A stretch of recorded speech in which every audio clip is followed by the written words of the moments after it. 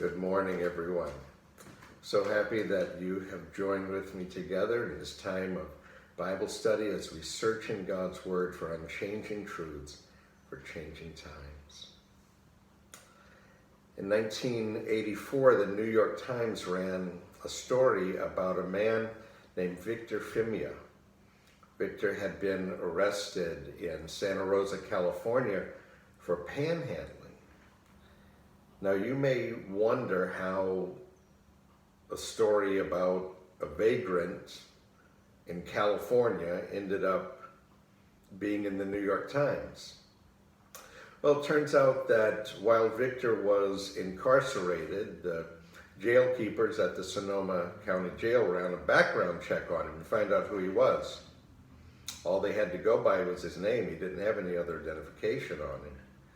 And while they were running the background check, they found out, first of all, that Victor had been officially missing for 7 years. His family had listed him as missing. They had no idea where he was.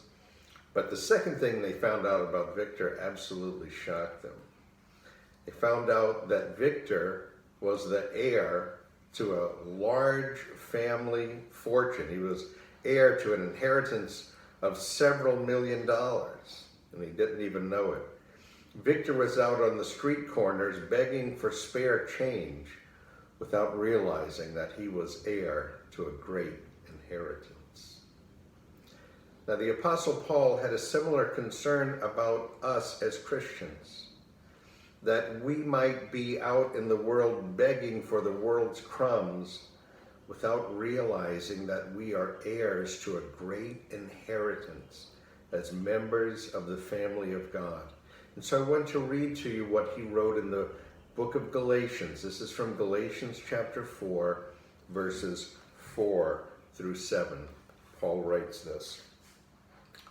But when the fullness of time came, God sent forth his Son, born of a woman, born under the law, so that he might redeem those who were under the law, that we might receive the adoption as sons.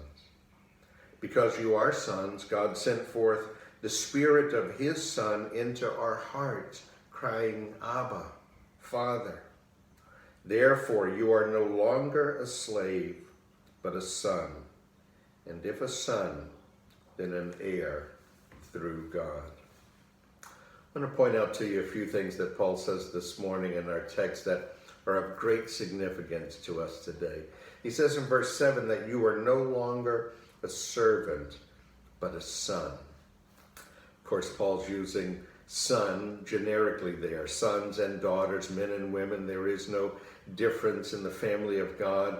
There is no male nor female, Jew nor Greek, bond nor free, Paul wrote. So he's using sons to refer to sons and daughters, men and women, everyone who belongs to the family of God. And he says we are no longer servants, but sons and daughters. Have you ever seen that TV show on PBS, Downton Abbey? It's about a wealthy aristocratic family in the early 1900s. They live in a gigantic mansion. And the story is about the two different levels of society at that time. The servants for the wealthy family who lived downstairs in the mansion, and the children of the aristocracy who live upstairs. And you know, if you've seen the show, that there's quite a difference between the lives of those servants who live in the bottom of the house and the wealthy people who live on top. Paul is saying that you, as a child of God, are not a servant, but rather a child of God with all the rights of childhood. That's why he says in verse 6 that we can speak to God as Abba. Now, Abba is a Greek word that it's a term of endearment. It's similar to the English word daddy or papa. Paul's trying to underscore how close our relationship is with our Father, that when we speak to him, we don't even have to say Father, more formal. You can use the informal, daddy or papa, Abba. That's what he's saying there in verse 6. So you are a child of God, a son and a daughter. And then look at what else he says in verse 7. He says, you are an heir. You're not just God's child, you are his heir. Now, what is an heir? Well, an heir is someone who is entitled to someone else's property. In the Old Testament, the word is used to refer to the promise God made to the 12 tribes of Israel to give land to each of them. Today, when I hear the word heir, I think about, rich families like the Vanderbilts and the Rockefellers and so on. But you, as a child of God, have an inheritance from God. Paul expands on this idea even further in the book of Romans. Romans is very much like the book of Galatians, but just bigger and more expansive. Romans touches on many of the same themes that Galatians deals with. And in the book of Romans, in chapter 8, verses 16 and 17, Paul writes this about being heirs of God. He writes, the Spirit himself bears witness with our spirit that we are the children of God. And if children, then heirs of God and joint heirs with Christ. Now that's an interesting phrase, isn't it? That we are joint heirs with Christ. Do you know what joint tenancy is? If you buy a home as joint tenants? Mary and I have been looking at homes this last year or so as we prepare for our upcoming retirement and relocation. One of the things I found out, when you buy a home, you have to, together, two people, you have to list the conditions under which you are buying it. In other words, are you buying it as individuals, each owning a certain portion of the house, or are you buying it as joint tenants? If you buy it as joint tenants, you own everything equally. In other words, we couldn't walk through the house and say, okay, well, this refrigerator's mine and that sofa's yours. You can have the stove and I'll take the air conditioner. As joint tenants, you own everything equally in the house. You own the house equally. Now, Paul is saying that the inheritance that you have from God, you own equally with Jesus. Isn't that a magnificent thought? That everything that belongs to Jesus belongs to you. When Paul wrote to the Galatians, they lived in a time, Paul did, the Galatian churches did, when the idea of inheritance was not quite so assured as it is today. That's why Paul is underscoring this. In fact, in Greek culture, which was the dominant culture at the time, inheritance was usually determined by chance. They actually cast lots for the determination of inheritance. Casting lots is very similar to the modern practice of tossing the dice, rolling the dice. Lots might have been, say, colored stones, one colored red and one colored green, and they'd be placed in a cup and shaken up and then tossed out, and it would be predetermined which stone would be the winning, which would be the losing stone. And quite often that's how inheritance was determined. And this was well documented in Greek culture. Plato wrote about it. The Greek historian Herodotus wrote about it.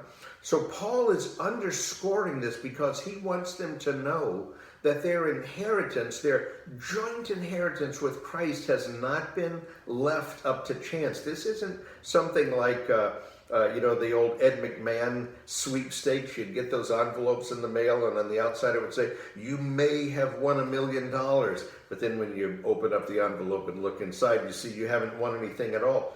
Paul wants them to know that this is sure. Look at what he says in verse 7. You are an heir through God. Nothing has been left to chance here. You are a permanent heir of an eternal inheritance, and God is the one who arranged it. And the key to all this is one little word in verse 5.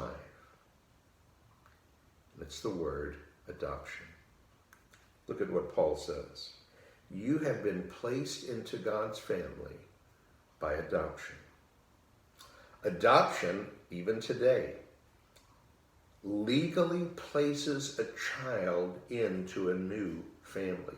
The child, through adoption, is placed into a binding relationship with a family.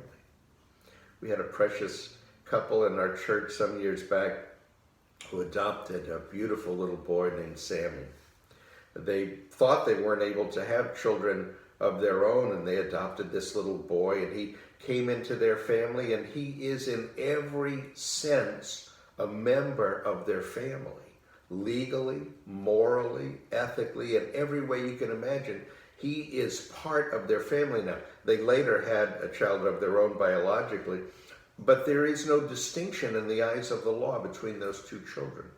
The child who came into their family biologically, or the child who came into their family through adoption, in the eyes of the law there is no distinction. They are the same.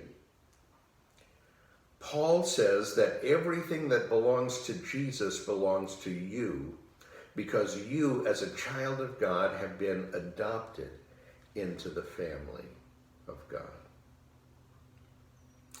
The late Fred Craddock was one of my favorite preachers. I believe he was a Methodist preacher who taught for many, many years at a Candler School of Theology of Emory University.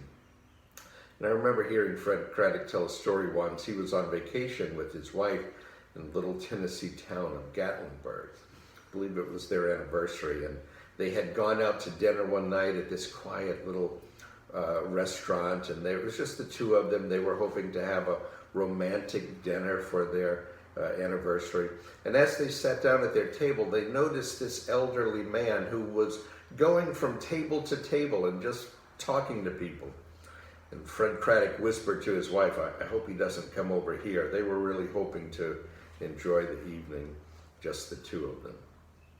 But he did. He came over to their table and introduced himself and said, "What are your names?" And he told them, and he said, "And where are you from?" And they told him, and he asked them, "What do you do for a living?" And Fred Craddock, just trying to get rid of the guy, said, "Well, I teach seminary."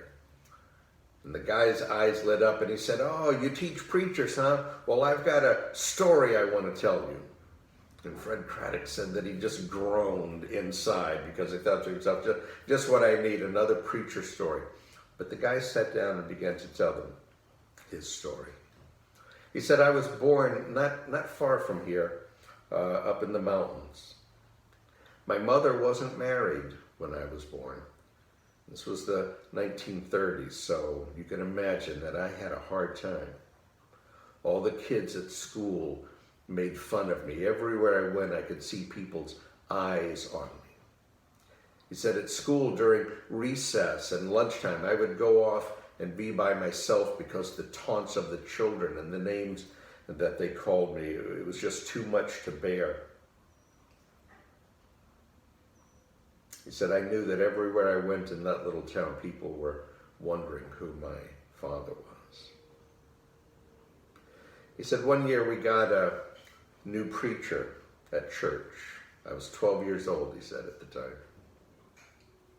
I used to like to slip out of the service right at the end, he would say, so that I could get away before anybody would talk to me. But one Sunday, as I tried to slip out, the preacher was at the back of the church waiting for me. And he caught me by the door, and I felt his hand on my shoulder. And I could feel everyone in church staring at me, Craddock said. And the preacher looked at me and he said, "Who are you, son? Whose boy are you?" The man said I could feel that old weight coming down on me, like a giant dark cloud. And I thought, now even the preacher is putting me down. But then he said, as the new preacher looked down at me, studying my face, he began to smile, like somehow he recognized me. And then he said, wait a minute. I know who you are. I can see the family resemblance. You are a child of God. And then he slapped me across the shoulder and said, "Son, you've got a great inheritance. Now go and claim it." And that old man said to Fred Craddock, "Those were the most important words that anyone ever spoke to me." And with that, he got up and moved on to another table. A moment later, the waitress came by and she asked Fred Craddock and his wife, "Do you know who that man was?" That was Ben Hooper, former governor of the state of Tennessee. My Christian brothers and sisters, stop begging the world for its crumbs. You are a child of God. You are a member of the family of God. You have a great inheritance from God. Now go and claim it. It's been such a joy to be with you today, to share together in this time as we study God's Word. I look forward to being with you again next Sunday. I'm praying for you. Stay hopeful, stay encouraged. Until then, may God bless and keep you.